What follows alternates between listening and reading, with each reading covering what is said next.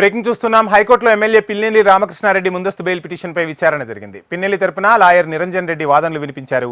నారా లోకేష్ ఎక్స్లో ఈవీఎం ధ్వంసం చేసిన వీడియో పోస్ట్ చేశారని, ఆ వీడియో ఆధారంగా కేసు నమోదు చేశారని కోర్టు దృష్టికి తీసుకెళ్లారు. నోటీసులు ఇవ్వకుండా అరెస్టుకు వెళ్లడం సరికాదన్న పిన్నెల్లి తరపు లాయర్ పిన్నెల్లిని అరెస్టు చేయాలని ఈసీ నేరుగా ఆదేశాలు ఇవ్వడం సరికాదన్నారు. లోకేష్ ఎక్స్లో పెట్టిన వీడియో ఆధారంగా ఆదేశాలు ఎలా ఇస్తారని, గుర్తు తెలియని వ్యక్తులు ఈవీఎం ధ్వంసం చేశారని విధుల్లో ఉన్న పోలింగ్ ఆఫీసర్ చెప్పారని కోర్టుకు తెలిపారు. పోలీసులు నమోదు చేసిన ఎఫ్ఐఆర్లోనూ ఇవే అంశాలు ఉన్నాయన్నారు. ఎక్స్లో పోస్టు చేసిన వీడియో మార్ఫింగ్ కూడా అయ్యే ఛాన్స్ ఉందని పిన్నెల్లి తరపు లాయర్ అభిప్రాయపడ్డారు. 7 ఏళ్లు శిక్ష పడే కేసులో నోటీసులు ఇవ్వచ్చని గతంలో సుప్రీంకోర్టు ఇచ్చిన ఓ తీర్పును గుర్తు చేశారు. పిన్నెల్లి తరపు లాయర్ వాదనలు విన్న ఏపీ హైకోర్టు పిన్నెల్లి ముందస్తు బెయిల్ పిటిషన్పై విచారణకు బ్రేక్ ఇచ్చింది.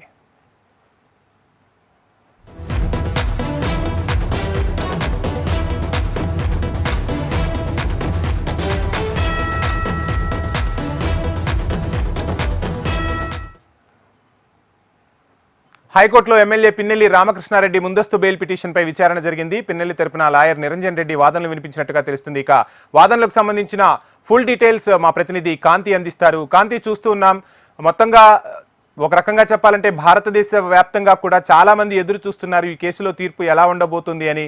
ఓవరాల్ డీటెయిల్స్ ఏంటి? ఏదైతే మాచర్లలో ఈవీఎం ధ్వంసానికి సంబంధించినటువంటి కేసులో పిన్నెల్లి రామకృష్ణారెడ్డి ముందస్తు బెయిల్ పిటిషన్ కోసం హైకోర్టులో పిటిషన్ వేయడం జరిగింది. లంచ్ మోషన్ పిటిషన్ ను హైకోర్టు స్వీకరించిన తర్వాత పిన్నెల్లి రామకృష్ణారెడ్డి తరపున న్యాయవాది నిరంజన్ రెడ్డి తన వాదనలు వినిపించారు.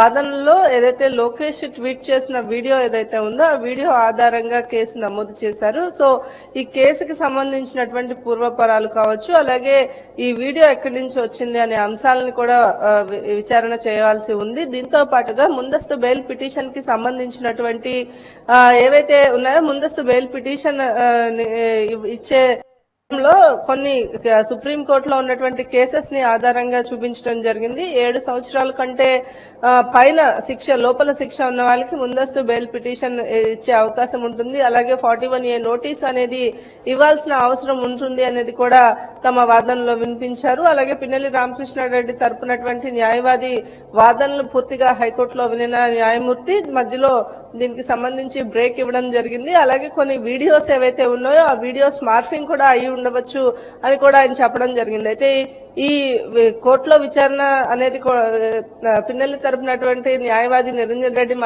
మాట్లాడి ఆ తర్వాత పోలీసుల నుంచి విచారణ రావాల్సి ఉంది. ఈ నేపథ్యంలో పోలీసుల నుంచి విచారణ వచ్చిన తర్వాత విచారణ మరి కాసేపట్లో జరిగే అవకాశం కనిపిస్తా ఉంది. బ్రేక్ తర్వాత ఇంకా మళ్ళీ విచారణ అయితే ప్రారంభం కాలేదు. అయితే పిన్నెల్లి తరపునటువంటి న్యాయవాది మాత్రం ఈ వీడియోలు మార్ఫింగ్ అయ్యే అవకాశం కూడా ఉందని, విచారణ ఖచ్చితంగా చేపట్టాల్సిన అవసరం ఉంది, బెయిల్ అనేది ఖచ్చితంగా ఇవ్వాల్సిన అవసరం కూడా ఉంది అని కూడా తమ వాదనలు వినిపించారు. వంశీ,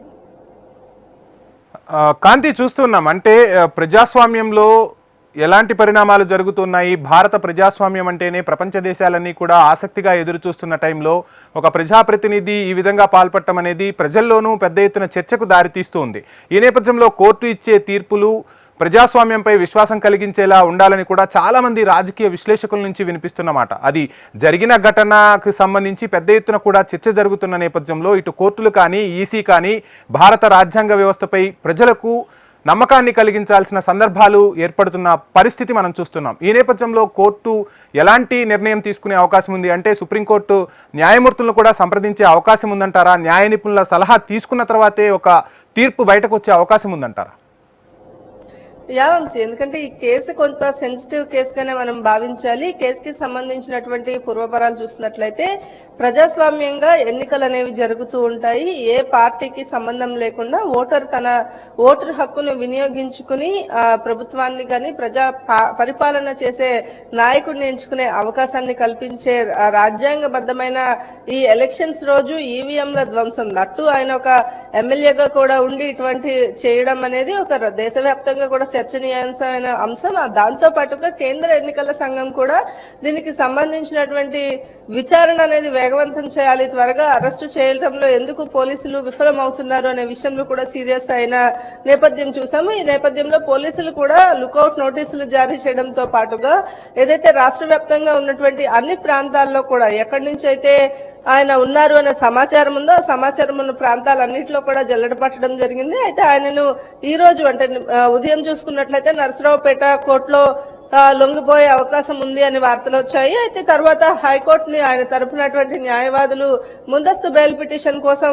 పిటిషన్ దాఖలు చేయడం జరిగింది. అయితే ఈ కేసుకి సంబంధించినటువంటి పూర్వపరాలన్నీ కూడా హైకోర్టు పరిశీలించడంతో పాటుగా ఏవైతే సుప్రీంకోర్టు నుంచి కొన్ని తీర్పులను ఎగ్జాంపుల్స్ గా చూపించారో ఆ ఎగ్జాంపుల్స్ పైన కూడా కొంత విచారణ చేసే అవకాశం ఉంది. ఆ కేసులకి సంబంధించి లేదా ఈ కేసుకి ఏమైనా సంబంధం ఉందా లేదా అనే విషయాలు కూడా చర్చించిన తర్వాత నిర్ణయం తీసుకునే అవకాశం ఉంటుంది. దీంతో పాటుగా పోలీసులకు సంబంధించినటువంటి వాదనలు కూడా వినిపించాల్సి ఉంది. అక్కడ జరిగినది ఏంటి, అసలు వీడియో ఎవరు బయటకు తీసుకొచ్చారు అనే అంశాలు కూడా కొంత వాళ్ళ నుంచి విచారణ చేయవలసి ఉంటుంది. ఈ నేపథ్యంలో పోలీసుల నుంచి వివరణ తీసుకున్న తర్వాత దీనికి సంబంధించినటువంటి ఒక తీర్పు వచ్చే అవకాశం అయితే కనిపిస్తోంది. వంశీ, కాంతి, చూస్తున్నాం వీడియో ఎలా బయటికి వచ్చింది అనే దానికి సంబంధించి కాకుండా ప్రజల్లో పెద్ద ఎత్తున ఏం చర్చ జరుగుతుంది అంటే ఎలక్షన్ కమిషన్ ఎలక్షన్స్ను నిర్వహించేందుకు వేల కోట్లను ఖర్చు చేస్తుంది. ప్రతిదీ కూడా క్షుణ్ణంగా పరిశీలిస్తున్నాం. వెబ్ కాస్టింగ్ ద్వారా ఏ పోలింగ్ బూత్లో ఏం జరుగుతుంది అనేది గమనిస్తూ ఉంటాం. అదేవిధంగా